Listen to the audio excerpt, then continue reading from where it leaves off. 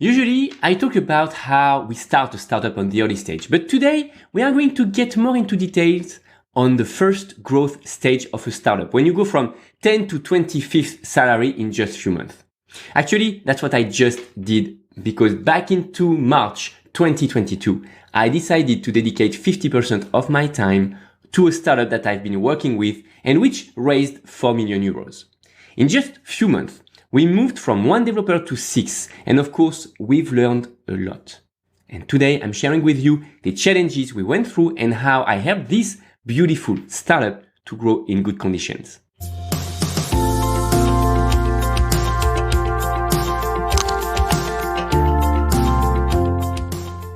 Hi, I'm Amaury, founder and CEO at My CTO Friend, where founders come to learn how to build their tech startup. And with this Startup Snack series, available on both podcast and YouTube, we want to share the essential to make it easier for you to build your tech startup.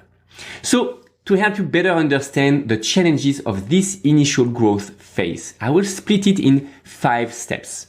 First, the before raising, the recruiting, the onboarding, the post-onboarding, and the hiring of the head of engineering to take over my position.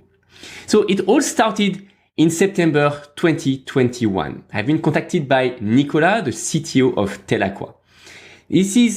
Nicolas has an IoT background, so it's a CTO focused on the IoT side of things, and he did not really have experience on the software development side of things. And of course, they do smart irrigation for farmers.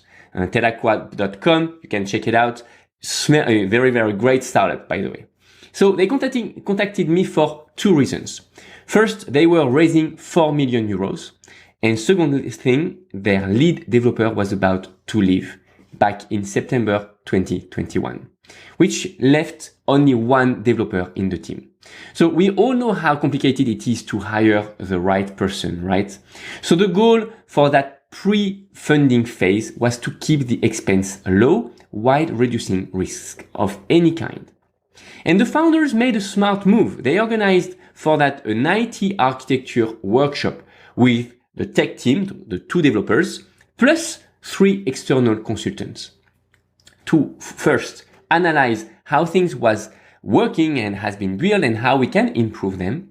And the second reason was to get to know how everything was working and to have people that can just come just in case if at any point in time the team requested some specific skills to develop new things or to take over anything. It's just mitigating risks. So I would not have found any better strategy at that time, because recruiting takes time and we cannot speed up the process without any risks. And then the next action they took was to get an external CTO to look after the IT organization and to help recruiting the upcoming team. It was me, just with few hours a week before the fundraise. So that phase wasn't really easy because the money wasn't there yet, while we had to prepare for a rapid growth. And unfortunately, or maybe fortunately for them, we were not able to hire the head of engineering on time. So because it's a beautiful project and because the team is just great, I accepted to join them part-time to handle that initial growth phase. And we spent together 7 months on that rhythm to move from 1 developer to 6, plus hiring the long-term head of engineering. And I had some great time doing so. The following phase was the recruitment. It took us a lot of time, too much from my point of view. For good reason, we were hard to please. Coding games, coding interview, reference checks. That's all our process to help us hire 5 developers and lead developers in less than 5 months. And that's what we did. So for me, recruitment is all about technical skills, communication skills, and mindset. It's key to find people who share similar values with the founders. If the founders are smart, kind, and ambitious, then we look for smart, kind, and ambitious persons to hire. Now, let's talk about the third phase, the onboarding. It's great to hire, but we are talking about humans, not robots, right? So when overnight you go from 2 developers to 5, you need to reorganize a bit the team. I mean, a lot.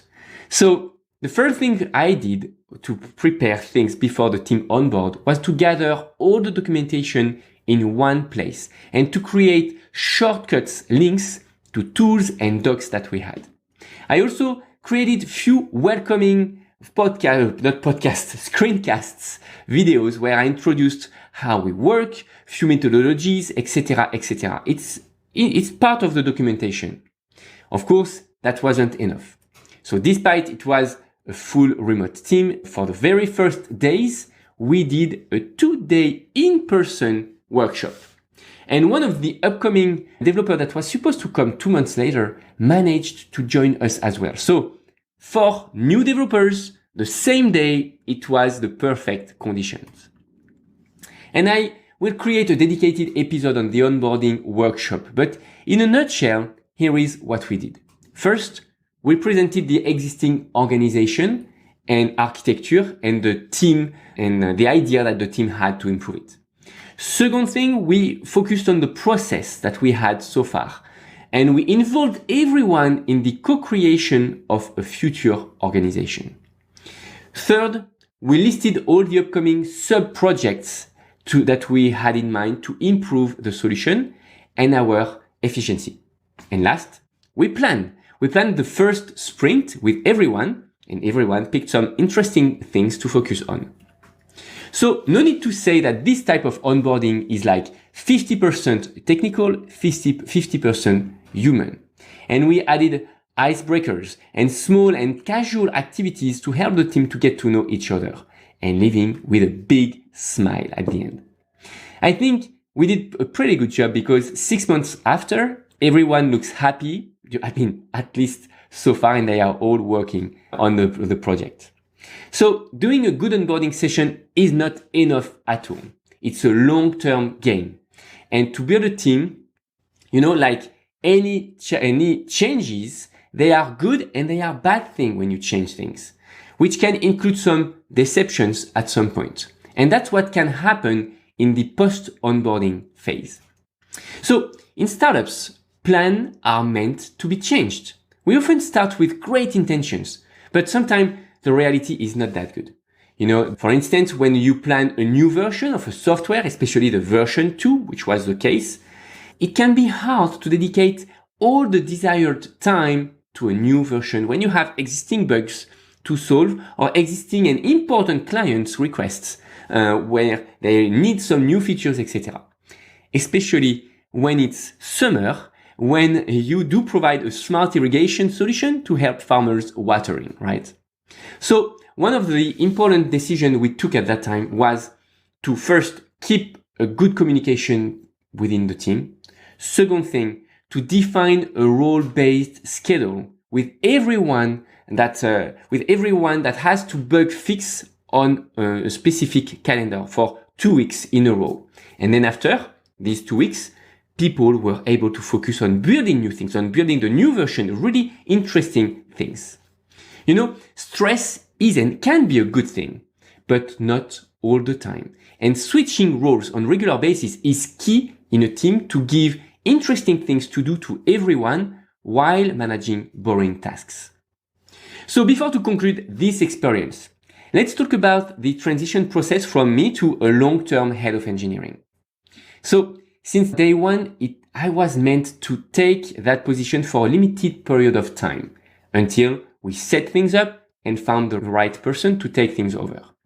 Luckily for us, and thanks to recruiting consultants, we found a great head of engineering.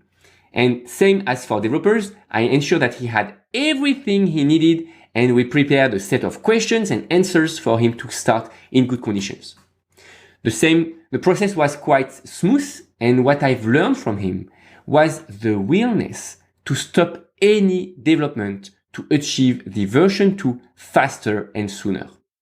He also get rid of the version 2 vision and replaced it with small changes and small steps in the architecture refactoring.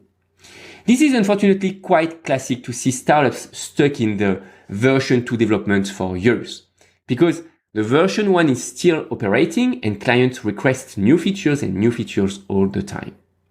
I think adding and refactoring one thing at a time is a better strategy than refactoring the whole thing. But of course, it depends on countless factors in your situation.